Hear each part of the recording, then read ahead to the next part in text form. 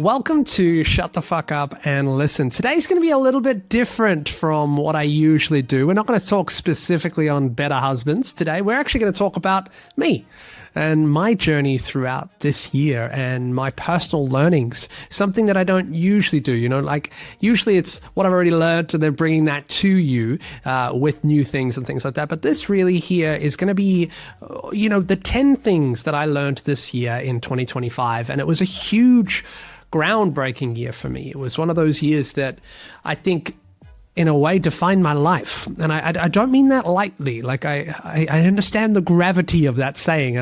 Because I think a lot of people sometimes say that. They go, oh, that was a year that really defined me. And I think back to 2025 and I'm like, oh, no, that really is a year that defined me. It really is a year that I think if I get to the end of life, I will be able to go back and go, oh, 2025 was a huge year. And I can't wait to break down the learnings for you. Can't wait to break down like my insights and insight into me personally. And if you're interested in that kind of thing, this is going to be exactly the podcast for you. So let's dive into it today. Let's go with number one. The first learning that I had this year was things click when they click.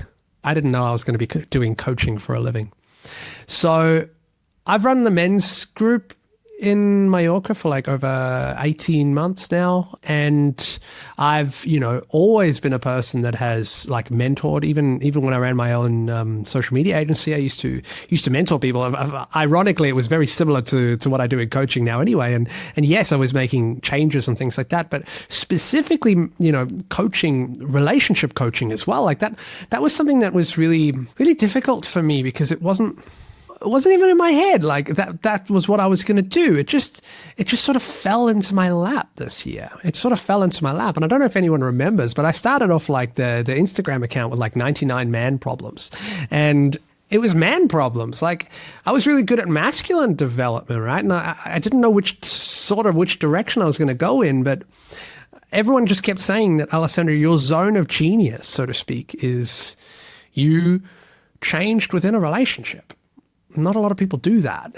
Tell us how to do that. And then that just got more and more and more until everybody wanted that. And then I just realized my love for it as well. So it's not that, I feel like it was a real big ikigai. It's like, that whole thing of what you're good at meets what the world needs, meets, what's the third one? What you can be paid for, I think. Those three. So all of those sort of came together, and then it was like, oh gosh, now you're a men's coach specifically in relationally and how to be a better husband, because that's the journey you went through and that's the journey that you've helped a lot of other people go through, and bam, that's what you're doing. So yeah, the learning for me was just things click when they're kind of ready to click. I've been spending a lot of time doing lots of other things in my life, and everything clicked this year. Like, yeah, and I'm really grateful it did. I'm really grateful it did. And I think I had a conscious, I know I had a really conscious part to play in that. It wasn't that I just randomly opened my eyes and all of a sudden everything fell into my lap.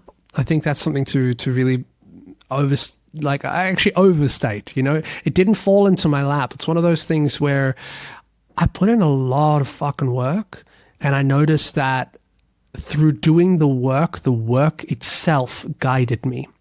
So through doing the work itself guided me. So maybe even that could be the learning for number one here, is like doing the work itself guides you. Because the process of motion, the process of action, the process of moving allows you to see. It's like almost going, I want to get to a destination. I want to go to this destination. And you say it out loud your whole life. And you're like, but I got time. But then you never really go to that destination because you're always like, I'll go there.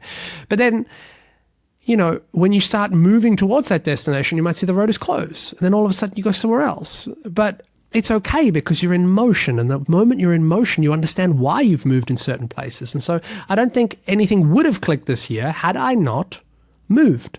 I made the decision to close down a previous company in something so different. I made the decision to start specifically in new areas. I made the decision to start things, to throw myself into content. I made the decision to do all of that. So that in itself,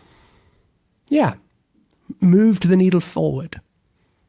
And the work showed me which way to go next. So let's move to the second learning that I had. And this one's a really interesting one, and I think very, very valid for a lot of men out here, especially if you've got mother problems. So I was doing a lot of work on myself at the beginning of the year. And one of the things that actually came to me was I needed to have a different relationship with my mother. And I realized something about myself. Like I learned how I sought approval from the feminine. I learned through my mother.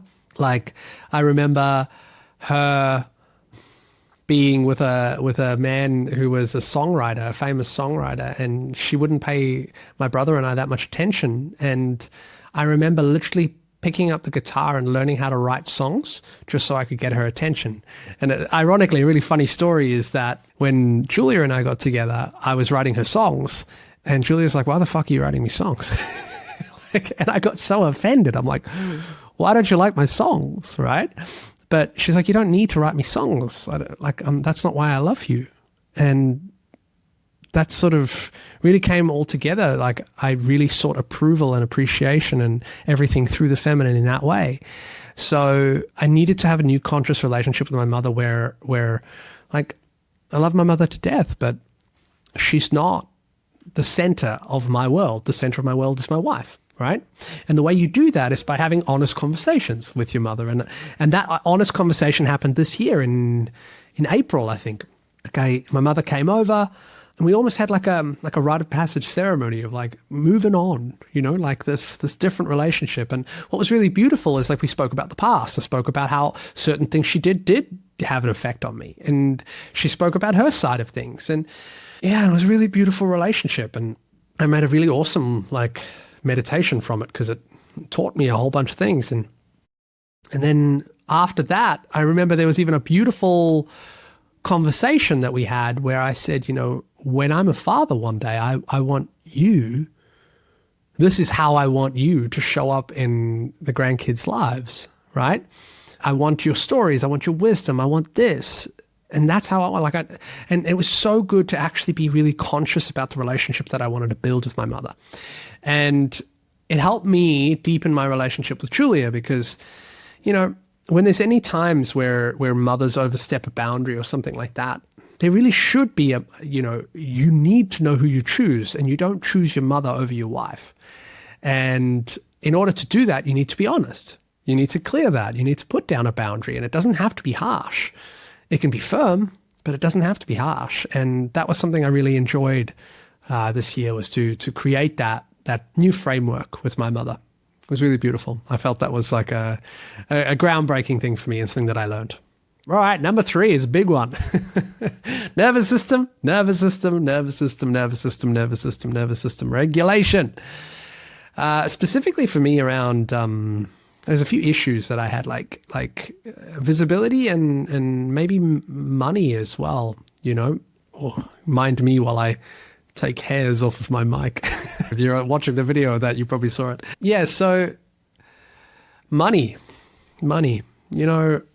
Like I said, I've been doing work with men for a long time, but getting paid for it is something that's sometimes difficult. And I realized that one of the biggest things that stops us from receiving money, this is man or woman, right, is nervous system regulation, what we believe money means to us, what we believe money will do to us, what are our subconscious beliefs about ourselves.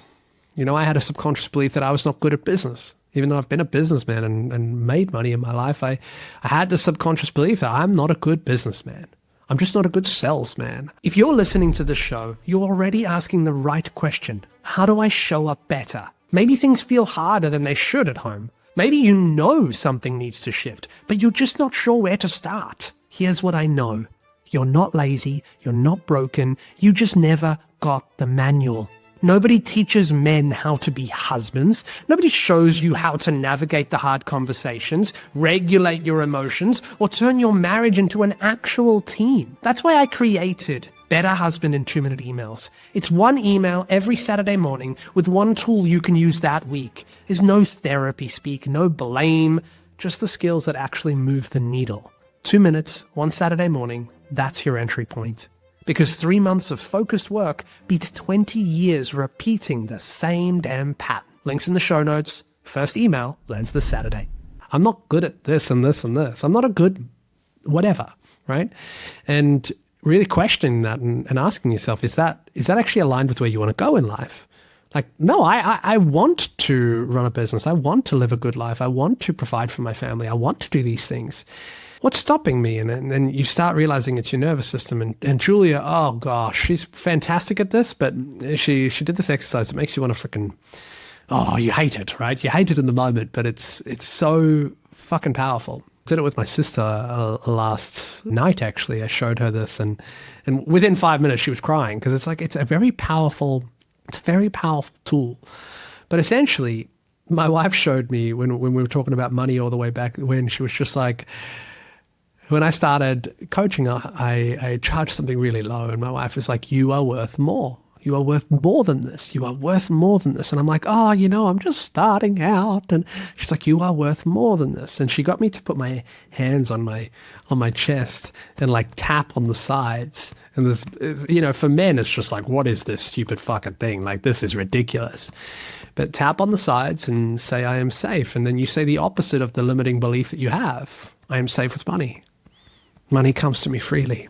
I am safe with money. And I can say that now, and I can really be comfortable with it. But, at the beginning of the year when I said that, it literally made me feel uncomfortable. I felt annoyed. I felt like this is stupid. I felt it was just difficult, right? And bear in mind, you can actually do this butterfly tapping on your chest. The same with I am loved, I am safe, I am worthy. That's a big one, All of these, you can do that. And if it's really difficult to say out loud, like it's really good to retrain yourself, because there is obviously, that is a blockage within you, where something within the mixed salad of what's going on in your brain is triggering you to pull you back. And it's really good to genuinely tap and get that out. And so I definitely did that. I did that a lot this year, and it's been insane.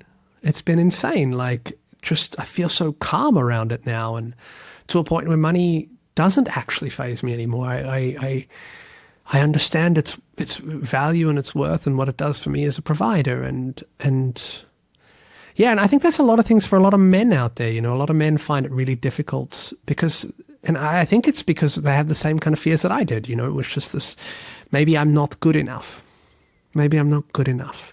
And going through that and really calming yourself through that and actually saying, no, I actually am. It's not in alignment with who I want to fucking be. And then you regulate. And it pulls you through. So that nervous system regulation was amazing. And, there was even a moment, I remember in May this year, like, when things started really popping off, Julia made me go, I'm a facilitator of change for good in this world. I'm a facilitator of change for good in this world. And I was tapping my chest going, this is fucking stupid. And until she made me do it until I didn't think it was stupid anymore. And she made me do it until I just calmed. And it almost like a week later, like things just blew up. It was just remarkable how these things energetically within our body often are just blockages that we hold for ourselves, and whether you believe in energy or not, it doesn't really matter. It's the same thing as a blockage is a blockage. So, for example, if you, let's say, believed that you weren't good at business, right? That, regardless of anything, is a blockage. It's not a truth, okay? There is no fundamental law of truth, I'm not good at business, because you're tying your behavior to your self-worth, right? And your behavior is not your self-worth. Your self-worth is separate from your behavior. And so I am not a good businessman is actually a lie, because a businessman, if you break it down, is traits. They're behavioral traits. And what does it take to become a good businessman? It's probably X, Y, and Z. It's understanding this, and this. It's understanding what a good product is, understanding what a good starving crowd is. It's learning all the skills involved behind it, right? There is no such thing as not a good businessman. There is a man that displays behaviors that are not akin to making money. That could be something, right? And so let's think of that. You've got this blockage where you say, I'm not a good businessman. Well, then you're actually not going to do the behaviors and the things that are going to get you to be a good businessman. In actual fact, your brain doesn't look for them because you just believe that you're not. So whether you think energetically or not, you then tell yourself and you tap and you do something silly and say, I am a good businessman, until you actually believe it, right? You then start portraying the traits and behaviors that are akin to learning what being a good businessman is. So regardless of whether you think it's energetics or not, regardless of all of that, it is something where you need to regulate your nervous system. Don't want to know. I'm also live on Instagram, by the way, for everyone listening to this podcast later. So if I go, ooh, it's because I've knocked down my little sign that says, shut the fuck up and listen live on Instagram. But that's the thing. It's like energetically, behaviorally, whatever. It's like you've got to regulate your nervous system, know that you are safe chasing the things you want to chase in life, and you are not trapped in anything. So that was a big learning that I had in 2025. All right. Then we've got learning number 4 for 2025. Oh, the mirror box. The mirror box. I was reading Robert Greene's Mastery early in the beginning of the year. I loved that book, really loved that book. And he had a section in the book where he spoke about D.S. Ramachandran or V.S. Ramachandran. Anyway, Ramachandran was studying the phenomenon of a phantom limb. So what is a phantom limb? A phantom limb is where people would feel pain in a limb that has been amputated or lost, or essentially it's just not there, right? But they would still feel the pain, all right? Still feel the pain of the limb that's not there, hence phantom limb. And so what he did was he devised a very simple trick where somebody with one arm specifically, right, with this phantom limb pain, would put his one arm that's real into a box, but there was a mirror from like the mirror from the top. So he would look down, and as he would put his hand into the box, he would see that other hand mirrored where the phantom hand is. And then he'd get him to move that hand, and all of a sudden, by moving the hand, even though he was moving both hands, right? Well, one hand, the hand is not there, his brain felt like it had reconnected to the hand that wasn't there, and the pain went away. And this is the mirror box. You can actually literally trick the brain into believing that something's there that's not there. And it actually rewired the brain to feel that comfort and feel it and see it. But it only happened when it actually visibly saw what this was, right? And so this was the mirror box. And this was a really groundbreaking moment for me because I started looking at how can I develop that, number one, as a coaching tool. So how can I actually get people to envision a future version of themselves, right? But I first did it with myself. And the way I did it was I went and when we visited Sri Lanka, I booked out this spot because I just had this gut feeling that I was going to sell out a retreat in Sri Lanka and that's now turned out to be the Better Husband retreat. Ironically, at the time, I didn't know that it was going to be the Better Husband retreat. I just knew that it was going to be a masculine initiation, like a rite of passage retreat, which is what it still is. Originally it was called something else. But anyway, I booked it. And then when I got home, I did this exercise where I literally paused and imagined myself at the table in Sri Lanka. And there's a table with literally 13 chairs. And I imagined myself there at the table with 13 chairs, and I saw the people that had booked this retreat. And at the time, I didn't know that I was going to sell out a retreat in Sri Lanka. I just knew that I wanted to, right? And so I just imagined this mirror box, and I imagined myself there, and I imagined all the people there at the retreat. And I imagined the kind of man that I was to have all these people at the retreat. I imagined what I looked like. I imagined all of this. And very interestingly, I then interviewed myself. I got myself to interview myself with some pre-recorded questions. And this is my version of like a mirror box, but for the brain, right? To see it in the mind's eye of what life is. And I asked myself, how did you sell the retreat? And I literally just said, I didn't have to worry about it. I just had it. Like it was like low-hanging fruit. I just put the word out and it sold. And it was so funny because my wife she really was on my fucking case for this fucking retreat for such a long time because it wasn't right yet. It wasn't right, and I wasn't putting it out into the world. And as my account was growing and blowing up. She's like, when are you going to sell the retreat? When are you going to sell the retreat? And I'm like, it's not ready yet. It's not ready. It's not ready yet. And she just like kept saying, why the fuck haven't you sold the retreat? But I knew that energy, that feeling of that guy who just, he didn't worry about it. He just knew that when the time was right, he was going to put it out. And such an interesting thing happened. Like, I have never heard of this before, but I literally, once I'd fully booked out my coaching, like I fully booked out my coaching for 5 months, I was like, it's time to focus on the retreat. And I just spent like 2 days just putting up posts and everything about the retreat. And the whole retreat was sold out within a week. And I was like, wow. There it was. And now, in March, I know I'm going to go to that exact spot and stand at that table and see all the men because I saw it, right? And again, whether this is energetic or not, I learned that by making these goals and moving forward, we do the steps that it takes in order to get there. We lose the stress of worrying about it, right? Because I knew I interviewed my future self and he literally said, I just took the low-hanging fruit, man, and it worked. And that's exactly what happened. That's exactly what happened. So I love that. I love that. Absolutely love that. So mirror box, use your own mirror box, that's what I would do. But that's my personal learnings. Like I use that with all like my clients now because I love it. I love like helping men build futures that they didn't know that they didn't allow themselves to want, I know I didn't in the past. So yeah.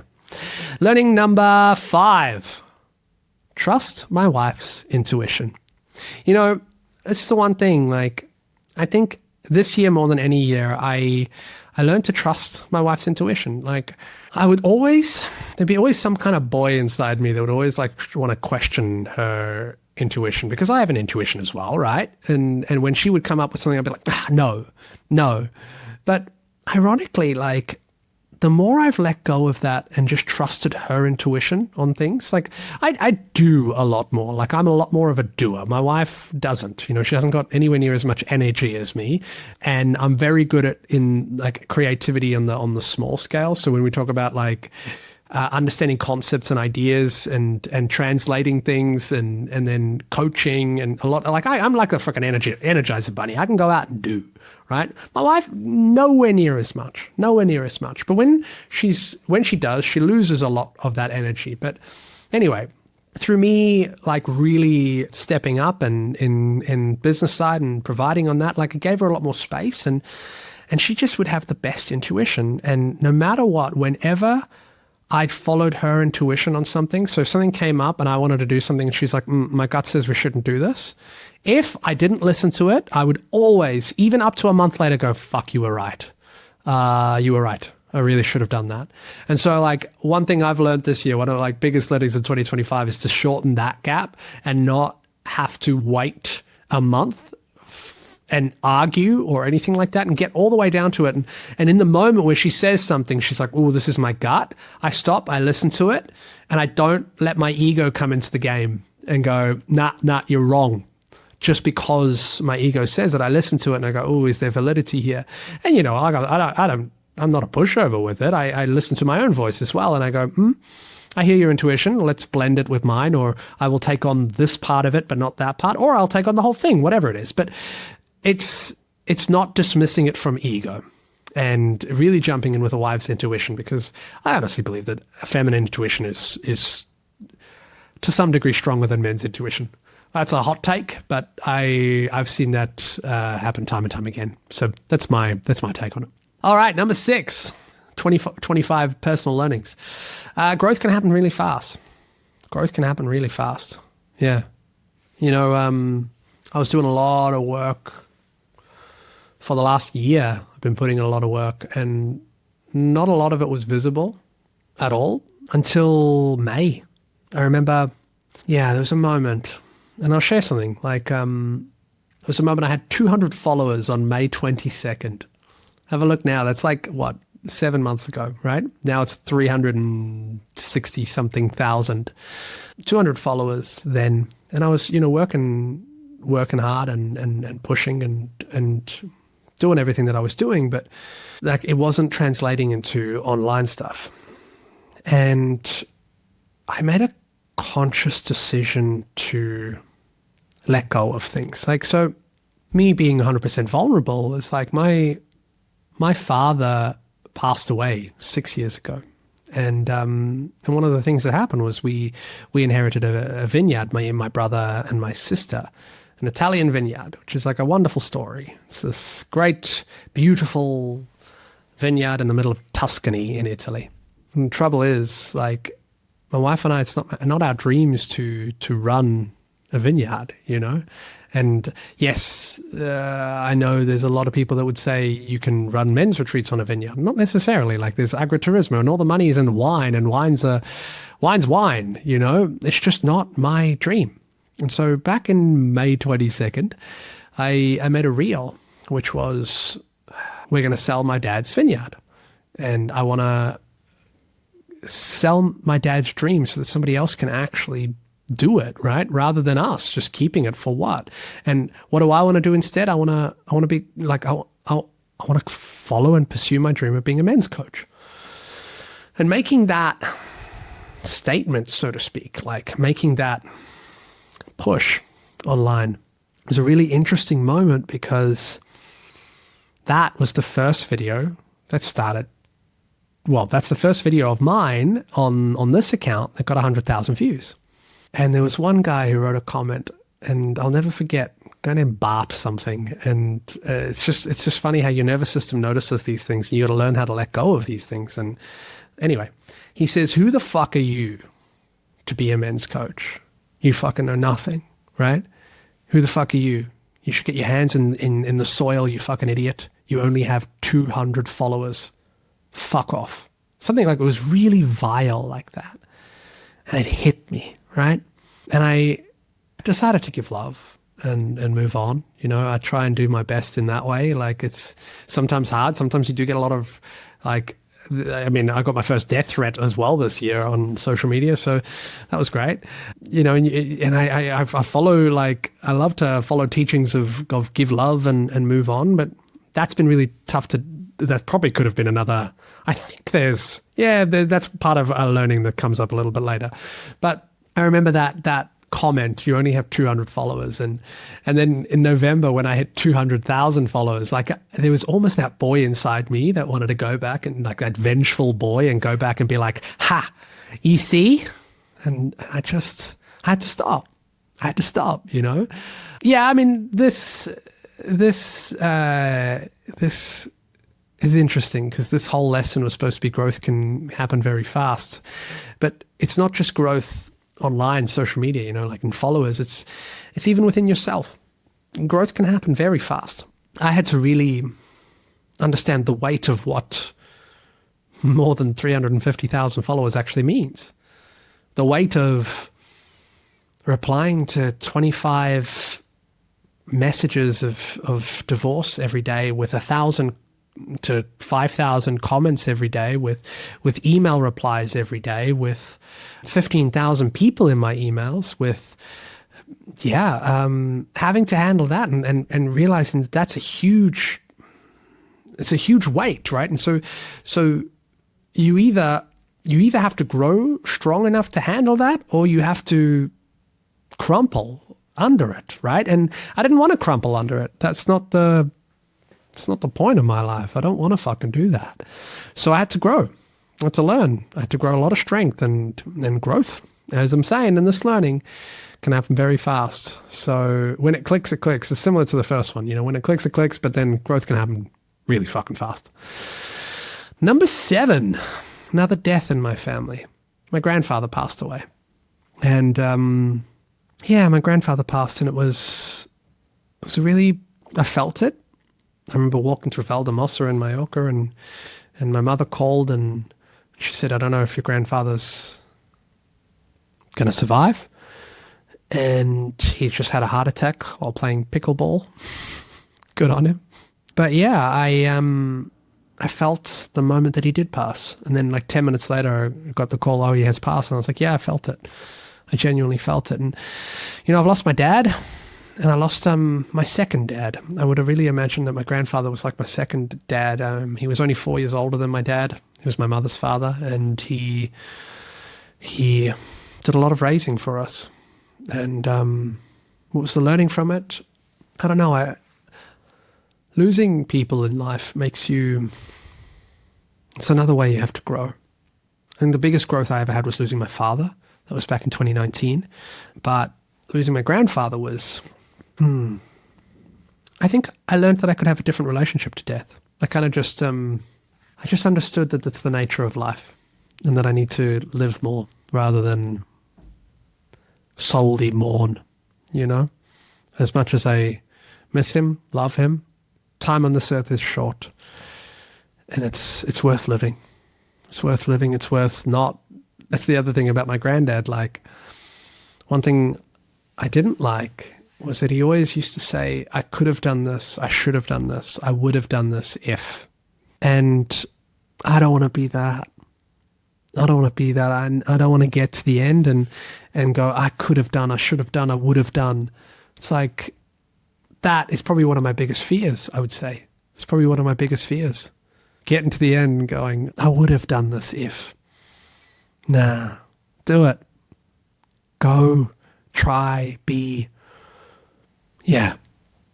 All right, we got lesson number 8. Oh, interesting.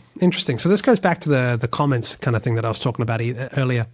I remember there was a moment where when I was running my social media agency, this is a while back, one of the people that I always loved was a guy named Alex Hormozi, and I always loved how I always like followed his journey, and I loved what he did.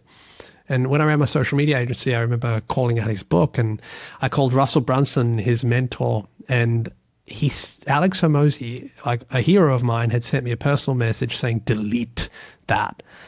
And I froze. I fucking froze. I was like, this is a guy that I respect, right? Who did this? And then, like, a friend of mine, really sillily, I told the story to, and he's just like, you should post this. You should post this. I was like, post that and make it a thing? Like, no, that would be me being a fly on a lion. I don't want to be a fly on a lion. I want to be the lion in my life. I don't want to be a fucking fly on a lion.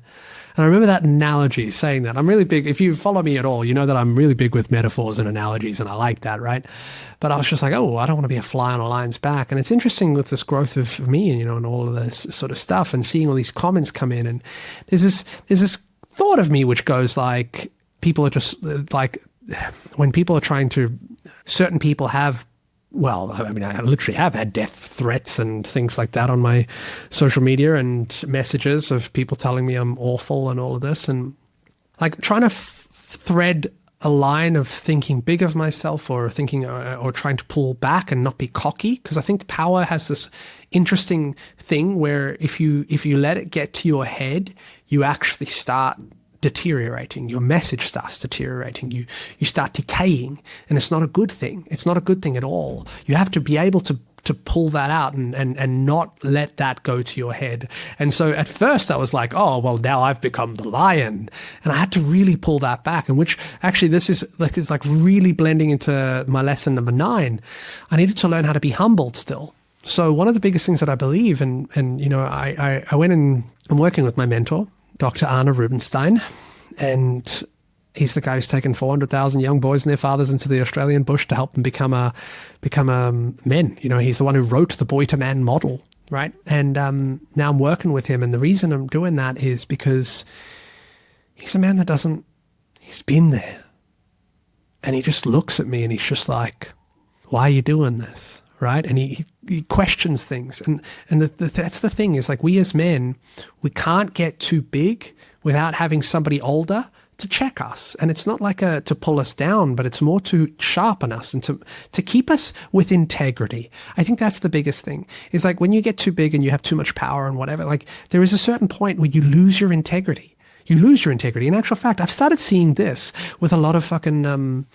I've started seeing this exactly with a lot of fucking influencers online, and especially the male influencers. There's a certain point where, you know, they're coming up the ranks and they're doing really well, and they're like bringing people together, and then all of a sudden they lose their integrity. They just sort of go off the deep end, and we lose them to the fact that I think their head got too big. And I started feeling a little bit of that this year, and I'm really conscious of it. I don't fucking want that. I care about integrity, and I cannot teach integrity, and I cannot teach integrity if I don't have it for myself. And so this whole like, now I'm a lion and I don't want like flies on my back, I really had to like, no, that isn't a thought I want to train out of my head. And it doesn't make me a bad man for thinking that thought.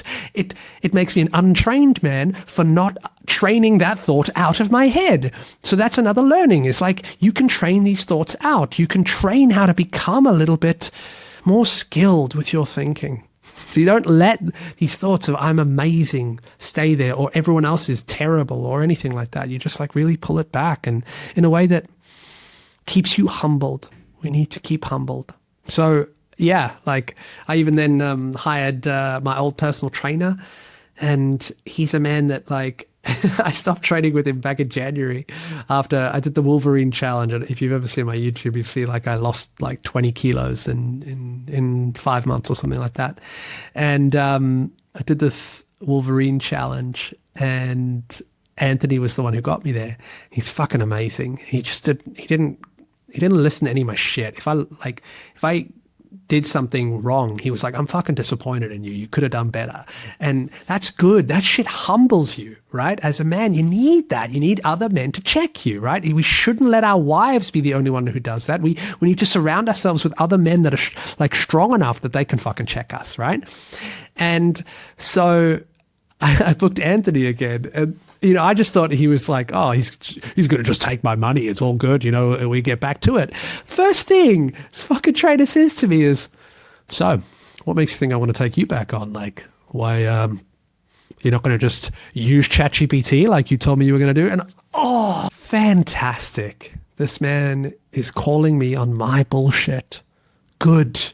Fucking good. Yes, it hurts at the moment. You're like, oh no. But then you go, we need to be called out on our bullshit as men. If we're not, if we are unchecked, we become the people that just fucking loves the smells of our own farts. We need to be checked. And we do that by surrounding ourselves with men that fucking care about us, that actually hold us to a standard, right? And that's good. So that's something I learned as well. That's something I learned. Are we ready for the last learning? Well, the last learning is all to do with transitions. It's also to do with transitions and phases and things like this. And, my wife and I, I'll put it bluntly, we're trying for a kid. And for me, the thought of becoming a father is a transition, and one that I really care about. And I think I'm at the stage of my life where I'm moving into leadership. I'm very clear and cognizant of it. I don't get to have an audience the size I have without having responsibility to it. I don't get to have an influence without knowing that there is responsibility to it. So it is moving into leadership phase, but none would be bigger than being a father. Nothing would matter compared to that. And so meditating on that and moving into that phase and being ready for that, and, getting my body ready, getting emotionally ready for it, getting everything like that, so that it's not just something that I just go, oh, Julia, this is all on you, because it's not, right? I think we as men really need to get ourselves into a position where we can hold that energy. We can hold that growth. We can be strong enough for that and not avoid it and face it front on. So that's been a really beautiful shift for me, just to really focus on that and focus on being the best human that I can be, and holding that integrity, and doing my best to practice what I preach, and seeing the boy to man model, and using it like a pathway, and constantly looking back at my behavior and going, that was closer to healthy masculinity. This is good. This is where I want to go. This is where I want to go. So yeah, those were my learnings for 2025. Thanks, everyone. And if you want to go and join my email list, it is in my description below. And otherwise, I hope you have a wonderful 2026. That's the episode. That's all I got for you today.